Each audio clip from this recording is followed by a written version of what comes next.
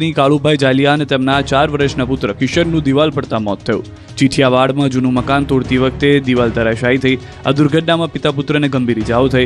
સારવાર મળે તે પહેલા જ મોત થયું. બાદમાં પિતા પુત્રના મૃતદેહને ગોધરા સિવિલ હોસ્પિટલ ખાતે પોસ્ટમોર્ટમ માટે ખસેડવામાં આવ્યો. ત્યારે મૃતકના ભાઈએ ગંભીર આક્ષેપ લગાવ્યા કે કોન્ટ્રાક્ટરના કારણે જ મારા ભાઈ અને ભત્રીજાનું મોત થઈ ગયું છે. હાલોલમાં પુત્ર જ કપાતર નીકળ્યો. ઘર કંકાસમાં પુત્રએ જ પિતાની હત્યા કરી.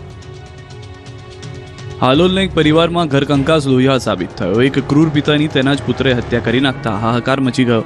વાત જાણે એમ છે કે હાલોલના મોટી ઉભરવાણ ગામે રહેતા રમણભાઈ રાઠવા કોઈ કારણોસર તેમની માતા અને પત્નીને માર મારી રહ્યા હતા. આ ઝઘડો તેના પુત્રએ નરી આંખે જોઈ લેતા પિતાને સબક શીખડાવવાનું નક્કી કર્યું. દાદી અને માતાને પરેશાન કરતા પિતા રાત્રે ઘરે એકલા હતા ત્યારે પુત્રએ પહોંચી લાકડીએ મારી પિતાની હત્યા કરી ફરાર થઈ ગયો. આ અંગેની પરિવારને જાણ થતાં પોલીસ ફરિયાદ કરી. પોલીસે ગણતરીની કલાકોમાં જ હત્યારા પુત્રની ધરપકડ કરી.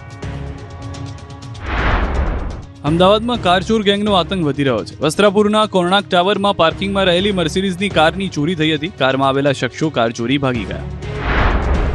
બનાસકાંઠાના પાલનપુરમાં ખોદકામ દરમિયાન ગેસની પાઇપ સોસાયટીમાં ખોદકામ ચાલતું હતું તે દરમિયાન ગેસ પાઇપલાઇન તૂટી જતા અફરાતફરી મચી. ખોદકામ કરતા જીસીબીનો ડ્રાઈવર જીસીબી મૂકીને નીકળી ગયો. તાપીના સોનગઢના ટોકરવા ગામે વાઘના ચામડા અને નખ સાથે 6 ઝડપાયા. મહાકાળી મંદિરથી વાઘના અવશેષો મળી આવ્યા. વન વિભાગની ટીમે દરોડા પાડીને 6 આરોપીઓને પકડી પાડી કોર્ટમાં રજૂ કરી વન વિભાગને રિમાન્ડ મેળવ્યા. ગાંધીનગરના મેયર મીરાબેન પટેલે મેટ્રોમાં મુસાફરી કરીને જાહેર પરિવહન પ્રત્યે જનજાગૃતિનો સંદેશ આપ્યો.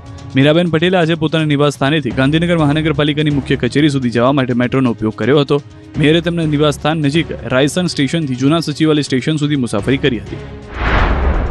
તો સુરત રેલવે સ્ટેશનના રીડેવલપમેન્ટ પ્રોજેક્ટ વચ્ચે વધી રહેલી ટ્રાફિક સમસ્યાને નિવારણ માટે ઉચ્ચ સ્તરીય બેઠક યોજાઈ, જેમાં નવા ટ્રાફિક પ્લાનને અંતિમ મંજૂરી આપવામાં આવી છે. શહેરમાં નવા ટ્રાફિક જંકશન, વધુ સીસીટીવી કેમેરા સ્થાપન અને પ્રી મોન્સૂન કામગીરીને લઈને પણ મહત્વપૂર્ણ નિર્ણય લેવાયા.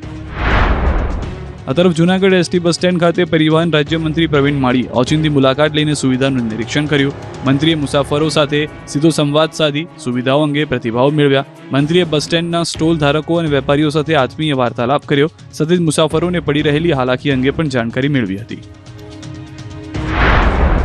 અમદાવાદમાં ફરી અસામાજિક તત્વો બેફામ બન્યા છે. શહેરના વટવાના 4 માળિયા વિસ્તારમાં કેટલાક લોકોનો ઝઘડો થયો હતો, જે દરમિયાન એક શખ્સે મહિલા પર લાફાનો વરસાદ કર્યો.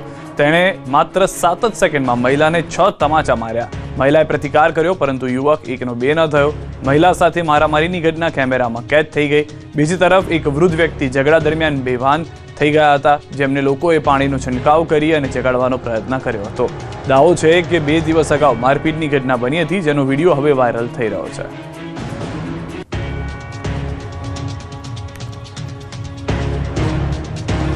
જાફરાબાદના કડિયાળી ગામે ડાલામથ્થાએ ભર બજારમાં કર્યું પશુનું મારણ. રાતના અંધારામાં એક યુવાન શેરીમાં બિંદાસ્ત રીતે ચાલીને આવી રહ્યો હતો, ત્યારે જ દોડતું ગાયનું વાછરડું આવ્યું અને તેની પાછળ શિકારી સાવજ આવી રહ્યો હતો. એક પંજો મારી પશુનો શિકાર કર્યો. નજર સામે મોત જોઈને ઊભી પૂંછડીએ યુટર્ન લઈને યુવાન જીવ બચાવવા ભાગ્યો. 20 સેકન્ડ સુધી પશુનું ગળું દબાવી મારી નાખ્યા બાદ ડાલામથ્થો ભારે ભરખમ શિકાર લઈને જંગલ તરફ જવા લાગ્યો. રાતના 11:15 વાગે ગામમાં સાવજોની ડણક અને ગર્જના સાથે શિકારના દ્રશ્યો અમરેલીના જાફરાબાદના કડિયાળી ગામના છે. જેની બજાર અને નાની શેરીઓમાં સિંહે શિકાર માટે દોડધામ કરી 2 પશુનું મારણ કર્યું. તેને ઢસડીને લઈ ગયો. તે દરમિયાન શેરીમાં પસાર થતા એક સ્થાનિક રાહદારીનો જીવ માંડ બચ્યો. ઘટનાને પગલે ગ્રામજનોમાં ભયનો માહોલ ફેલાયો, જ્યારે વન વિભાગની જાફરાબાદ રેન્જ પાસે પેટ્રોલિંગ વધારવાની માંગ ઉઠી છે. કોડીનારના અરણેજમાં બાળકીને દીપડાએ ફાડી ખાધી. કોડીનાર તાલુકાના અરણેજ ગામની વાડી વિસ્તારમાં આદમખોર દીપડો બાળાને ઉઠાવીને ગયો હતો. પરિવાર નજીકના ગામમાં લગ્ન પ્રસંગમાં જવા માટે નીકળ્યો, ત્યારે અચાનક દીપડો ત્રાટક્યો અને બાળાને ઉચકી જતા પરિવાર તેમજ આસપાસના લોકોમાં ભયનો માહોલ ફેલાયો. ઘટનાની જાણ થતાં જ ગ્રામજનો મોટી સંખ્યામાં એકત્ર થયા અને બાળાની શોધખોળ હાથ ધરી. પરિવારજનો અને ગામ લોકોએ આસપાસના ખેતરો, વાડીઓ અને ઝાડીઓમાં કલાકો સુધી શોધખોળ શરૂ કરી, પરંતુ બાળાનો કોઈ પત્તો ન મળ્યો. ઘટનાને પગલે તરત જ વન વિભાગને જાણ કરવામાં આવી. ત્યારબાદ વન વિભાગની ટીમ પણ ઘટના સ્થળે દોડી આવી. ગ્રામજનો સાથે સંયુક્ત રીતે સર્ચ ઓપરેશન શરૂ કરવામાં આવ્યું. કલાકોની ભારે શોધખોળ બાદ નજીકના બાજરીના ખેતરમાંથી બાળાનો મૃતદેહ મળી આવતા સમગ્ર વિસ્તારમાં શોકની લાગણી છવાઈ ગઈ. માસૂમ બાળાના મોતથી પરિવાર પર આપ ફાટી પડ્યું હોય તેવી સ્થિતિ સર્જાઈ છે અને પરિવારજનોના આક્રંદથી ઘટના સ્થળ ગમગીન બની ગયું. ગામમાં પણ દુઃખ અને ભયનો માહોલ જોવા મળ્યો હતો. ઘટનાને પગલે ગ્રામજનોએ વન વિભાગ સામે રોષ વ્યક્ત કર્યો હતો અને દીપડાને વહેલી તકે પાંજરે પૂરવાની માંગ ઉઠાવી હતી.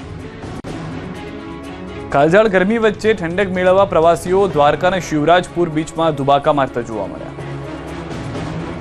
એક તરફ રાજ્યમાં માથું ફાડી નાખે એવી ગરમી પડી રહી છે, બીજી તરફ તાપના ટોર્ચરથી છુટકારો મેળવવા માટે દેવભૂમિ દ્વારકાનો વિશ્વ પ્રસિદ્ધ શિવરાજપુર બીચ હાલ સહેલાણીઓ માટે હોટસ્પોટ બન્યો છે. ઉનાળાની કાળઝાળ ગરમી વચ્ચે લોકો હવે ઠંડક અને રાહત માટે આ દરિયા કિનારે ઉમટી પડ્યા છે. ગુજરાતના પ્રથમ બ્લુ ફ્લેગ સર્ટિફાઈડ બીચ પર દરરોજ હજારો પ્રવાસીઓ ઉમટી રહ્યા છે. કોઈ દરિયાની મોજ માણી રહ્યું છે, કોઈ વોટર સ્પોર્ટ્સની મજા લઈ રહ્યું છે. સ્વચ્છતા, વાદળી દરિયો અને કુદરતી સૌંદર્ય માટે જાણીતા બીચ પર પહેલેથી વહેલી સવારથી જ સહેલાણીઓ ભારે ભીડ સાથે જોવા મળે છે. ગુજરાત સહિત દેશના વિવિધ રાજ્યોમાંથી આવતા પ્રવાસીઓ અહીં દરિયાની ઠંડી લહેરો વચ્ચે ગરમીથી રાહત મેળવી રહ્યા છે. બીજી તરફ યુવાઓમાં જેટ સ્કી, બોટિંગ અને અન્ય વોટર સ્પોર્ટ્સ પ્રત્યે ખાસ આકર્ષણ જોવા મળી રહ્યું છે. તો સાંજ પડતા જ શિવરાજપુર બીચનો નજારો વધુ મનમોહક બની જાય છે.